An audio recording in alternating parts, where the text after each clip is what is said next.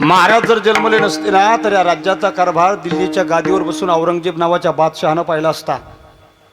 राजे जन्मले नसते आणि औरंगजेबानं जर राज्य केलं असतं आणि तुम्हाला वाटलं असतं सप्ताह करायचा, एवढं सोपं होतं? सोपं होतं का? 6 दिवस झाले सप्ताह सुरू आहे, तहसीलला निवेदन दिलं का? चलन फाडलं का? पोलीस स्टेशनला निवेदन दिलं का? कुठेही निवेदन द्यायची परवानगी घ्यायची गरज नाही. ही कृपा त्या राजांची. एकच राजा इथे जन्मला शिवनेरी किल्ल्यावर. एकच राजा इथे जन्मला शिवनेरी किल्ल्यावर. हो माझ्या राजाचं नाव घालते गड किल्ल्याच्या डबरावर. माझ्या राजाचं नाव घालते गड किल्ल्याच्या डबरावर. एकच राजा इथे जन्मला शिवनेरी किल्ल्यावर.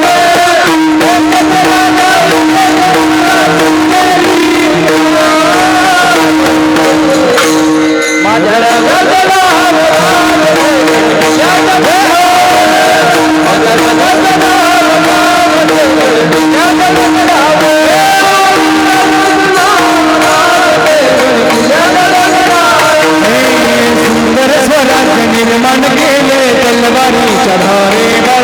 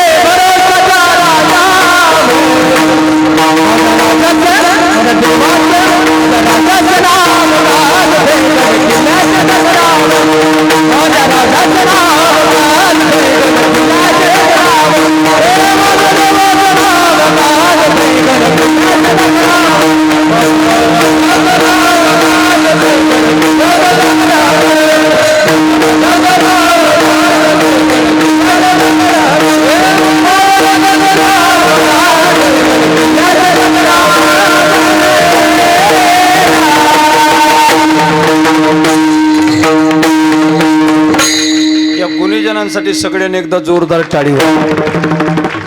जर महाराज जन्माला आले नसते ना, सप्ताह झाला नसता, धर्म टिकला नसता, मंदिर राहिले नसती, माता मौल्यांच्या कपाळावर कुंकू दिसलं नसतं, हिंदू म्हणून घेण्याचा अधिकार राहिला नसता, आम्ही महाराज नाही मौलाना झालो असतो. आणि त्या काळात तुम्हाला वाटलं असतं सप्ताह करायचा तर परवानगी घ्यायला दिल्लीला जावं लागलं असतं. सगळ्या पुरुषांच्या सगळ्या महिलांच्या सह्या एका कागदावर घ्यावं लागल्या असत्या आणि परवानगी घ्यायला दिल्लीला औरंगजेबाकडे जावं लागलं असतं. 2 माणसं दिल्लीला गेले असते. एक मी येतो ना अजून जोडीला कोण येतं, ते खांबाला टेकून बसलेले. बाबा तुमचं काय नाव? तुम्हीच इकडं बघा. हा काय नाव आहे बाबाचं? हा सुधाकरराव. आडनाव हा गावातलेच आहेत ना, मग काही टेन्शन नाही. सुधाकरराव तुम्ही आणि मी 2 जण सप्त्याची परवानगी घ्यायला औरंगजेबाकडे दिल्लीला गेलो असतो. आले असते तुम्ही? होतं म्हणा, तिकीट मी काढतो. तिकीट नाही, विमानानं घेऊन गेलो असतो. आपण 2 गेलो असतो औरंगजेबाकडं वडाळी गावच्या सप्त्याची परवानगी घ्यायला. पर सुधाकरराव जर राज्य औरंगजेबाचं राहिलं असतं, राजेच जन्मले नसते तर आपले नाव काही असे राहिले. मी काय गजानन महाराज राहिलो, तुम्ही काही सुधाकरराव राहिले. मी गजानन महाराज नाही, मी अब्दुल भाई झालो असतो. तुम्ही काही सुधाकरराव नाही, तुम्ही गफूर चाचा झाले असते. आणि सगळ्यांच्या सह्याचं पत्र घेऊन आम्हाला दिल्लीला जावं लागलं असतं. आम्ही दोघं दिल्ली दरबारी गेलो असतो. औरंगजेबाकडे भेटण्याची वेळ मागितली असती, औरंगजेबानं वेळ दिली असती आणि वेळ दिल्यानंतर औरंगजेबाने मला आवाज दिला असता, आओ आओ अब्दुल भाई आओ, आओ अब्दुल भाई आओ, गफूर चाचा तुम भी आओ. आणि सप्त्याची परवानगी घ्यायला त्यानं विचारलं असतं क्या काम है तुम्हारा. आम्ही म्हटलं असतो हुजूर हम वडाळी गाव में सप्ताह करना चाहते हैं. आता त्याला कशाचा सप्ताह कळत आहे? त्याची दाढी खाजत म्हणाला असता, ए सप्ताह क्या होता है. लगेच गफूर चाचा म्हटले असते, हुजूर जहां एक महाराज बोलता है और बाकी सगळे ऐकते हे उसे सप्ताह कहते हे. एवढं सगळं कळून जर त्याला कळाला असता सप्ताह दिली असती परवानगी तर सप्ताह झाला असता, नाहीतर सप्ताह सुद्धा झाला नसता. ही कृपा त्या राजांची आहे. हिंदू म्हणून जन्माला आलो, हिंदू म्हणून एकत्र राहणं प्रत्येकाचं कर्तव्य आहे. हिंदू धर्मासारखा फुटीर धर्म जगाच्या पाठीवर कोणताच नाही. हिंदू धर्म जेवढा श्रेष्ठ आहे तेवढा फुटीर आहे. हिंदू धर्मामध्ये हिंदू धर्माला विरोध करणारी जेवढी माणसं आहे तेवढी त्यांच्या धर्माला विरोध करणारी माणसं जगाच्या पाठीवरच्या कोणत्याही धर्मात नाही. आपल्याच धर्माचे लोक आपल्याच धर्माच्या विरोधात जातात. आपल्याच धर्माच्या लोकांनी आपल्याच धर्माच्या विरोधात षडयंत्र रचली म्हणून धर्माचं वाटोळं झालंय. ऐशे कलियुगाच्या मुळे झाले धर्माचे वाटोळे. आपल्या धर्माचं वाटोळं होण्यास, आपल्या धर्माचा ऱ्हास होण्यास आपल्या धर्माची लोक तेवढी जिम्मेदार आहे. आपली लोक एकमेकांना सांभाळून घेत नाही. आपला पोरगा गायन करायला लागला, आपली लोक म्हणते त्याचा स्वर लागत नाही. आपला नवीन पोरगा पक्व शिकायला लागला, लोक म्हणते त्याला ताल नाही. आपला पोरगा कीर्तन करायला लागला, आपले लोक म्हणते त्याचा अभ्यास नाही. आपल्या लोकांनी आपल्या लोकांना समजून घेतलं नाही. आपल्या लोकांनी आपल्या लोकांना पाठिंबा दिला नाही. उलट आपल्या लोकांनी आपल्या लोकांना साथ न देता आपल्या लोकांनी आपल्या लोकांच्या पाठीत खंजीर खुपसले. म्हणून शिवरायांचा एखादा फोटो तुम्ही पहा, उजव्या हातात तलवार आहे, पाठीवर ढाल आहे. ती ढाल डाव्या हातात पाहिजे, पाठीवर आहे महाराजांच्या. एका मावळ्यानं विचारलं, राजा तुमच्या उजव्या हातात तलवार आहे, डाव्या हातात ढाल पाहिजे, ती पाठीवर का? महाराजांना दिलेलं उत्तर घरी घेऊन जा. महाराज म्हणाले, समोरून किती बलाढ्य शत्रू आला तर त्याचा निपात करण्याची धमक या भवानी तलवारीत आहे. पण आपले ज्यावेळी आपल्या पाठीत खंजीर खुपसतात ना त्यावेळी पाठीवर ढाल असणं गरजेचं आहे. आपल्याच लोकांनी आपल्या पाठीत खंजीर खुपसतात. आपले लोक आपल्या लोकांना सहकार्य करत नाही. तुम्ही बघा, उदाहरण सांगतो, थांबतो मी 5 मिनिटं पुढे जातोय, चालेल ना? 2 राजस्थानी माणसं महाराष्ट्रात आली, एकमेकांना भेटली. तुम कहाँ से हो भैया? ओ बोला मैं राजस्थान से हूँ. तुम कहाँ से हो? ओ बोला मैं भी राजस्थान से. तुम भी राजस्थान से, मैं भी राजस्थान से. दोनों मिलके महाराष्ट्र में कुछ तो धंधा खड़ा करेंगे. काय धंधा शुरू करायचा? तुम्हारे पास कितने पैसे? ओ बोला मेरे पास 50,000 है. तुम्हारे पास? ओ बोला मेरे पास 30,000 है. 30 और 50 मिलकर कितने हुए? 80,000. 80,000 दोघांनी धंदा सुरू केला, स्वीट मार्ट नावाचा. कुणी? राजस्थान्यांनी. कुठे? महाराष्ट्रात. आणि धंद्याला नाव दिलं बिकानेर स्वीट मार्ट. आता बिकानेर स्वीट मार्ट नाव का दिलं जातं माहितीये? बिकानेर राजस्थान मधील त्यांच्या शहराचं नाव आहे. आता तुम्ही राजस्थानला जाण, तिथे टाका वडाळी sweet mart, Waregaon sweet mart. चालत नाही. महाराष्ट्रात धंदा सुरू केला, 80,000 धंदा 12 वर्ष चालवला आणि 80,000 सुरू केलेल्या धंद्यातून 12 वर्षात निव्वळ नफा कमवला 35 लाख रुपये. 2 गुजराती महाराष्ट्रात आले, एकमेकांना भेटले. तुम कहाँ से हो भैया? ओ बोलो मैं गुजरात से हूँ. गुजरात गुजरात गुजरात पता है गुजरात? भाई और बहनों, मैं गुजरात से हूँ. तुम कहाँ से हो? बोला मैं भी गुजरात से. तुम भी गुजरात से, मैं भी गुजरात से. महाराष्ट्र में दोनों मिलके कुछ तो धंधा खड़ा करेंगे. तुम्हारे पास कितने पैसे? हो बोला मेरे पास 80,000 है. तुम्हारे पास 50,000. 50 और 80 मिलकर कितने हुए? 1,30,000. 1,30,000 2 गुजरात्यांनी महाराष्ट्रात येऊन धंदा सुरू केला. कापड दुकानाचा धंदा 15 वर्ष चालवला, निव्वळ नफा कमवला 40 लाख रुपये. आपल्या जागा भाड्याने घेतल्या, भाड्याने घेतलेल्या जागा विकत घेतल्या, ज्यांच्या जागा विकत घेतल्या त्यांच्या जमीन विकत घेतल्या, ज्यांच्या जमीन विकत घेतल्या त्यांची पोरं कामाला ठेवली.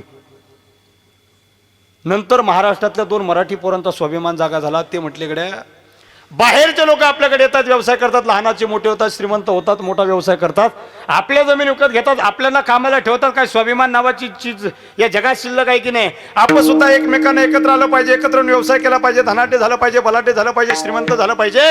आपण मार्केटमध्ये नाव केलं पाहिजे, आपण सुद्धा पैसा कमवला पाहिजे. आपण एकत्र येऊ, विकलेल्या जमिनी परत घेऊ. 2 महाराष्ट्रातले पोरं एकत्र आले. त्याने विचारलं, तू कुठला आहे? ते म्हण, मी वडाळीचा आहे. त्याने विचारलं, तू कुठला आहे? हे कोणतं? येसगाव का? जैतखेडा. येसगाव इथं आहे का? आहे ना, हा पाठीमाग आहे. ते म्हणे मी जैतखेड्याचा आहे. त्याने विचारलं, तो याकडे किती पैसे? ते माझ्याकडे 2,500 आहे. आपल्या लोकांकडे चांगल्या कामाला पैसे राहत नाही. त्यानं विचारलं, तो याकडे किती? माझ्याकडे 3,000 आहे. किती झाले? असा धंदा सुरू करू, असा धंदा सुरू करू. राजस्थानाला मागं टाकू, गुजरातला मागं टाकू. केवढ्यात? 5,500. धंदाच करावं काय बुवा? काय धंदा करायचा 5,500 धंदा सुचेना. एक जण म्हटलं मला 2 दिवस दे, विचार करतो. 2 दिवस यानं विचार केला आणि तिसऱ्या दिवशी एकमेकाला भेटले, सांगितलं 5,500 दुसरा काही धंदा होत नाही, आपण एक काम करू, दोघं मिळून पानटपरी टाकू. पानटपरी टाकण्याचा निर्णय फायनल झाला. पानटपरी बनवाय गेले, इल्डिंगवाल्याने मंजुरीच 8,000 सांगितली. ते म्हणे हा धंदा काही मेळ खात नाही, हा धंदा सोडून दे, दुसरा धंदा पाहू. दुसरा धंदा काय करायचा ते म्हणे मला 2 दिवस वेळ दे. दुसऱ्यानं 2 दिवस वेळ घेतला आणि त्याने विचार केल्यानंतर तिसऱ्या दिवशी याला बोलवलं, सांगितलं कडे 5,500 दुसरा काही धंदा होत नाही, आपण दोघं म्हणून एक बकरी विकत घेऊ. बकरी 2 पिले देईल. 2 पिले दिले, एक तुला एक मला.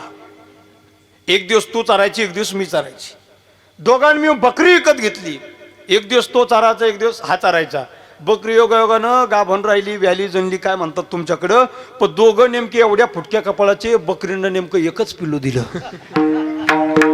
ज्यानं 3 दिले त्याचं काही नाही, ज्यानं 2.5 दिले तो फार टेन्शन मध्ये आला.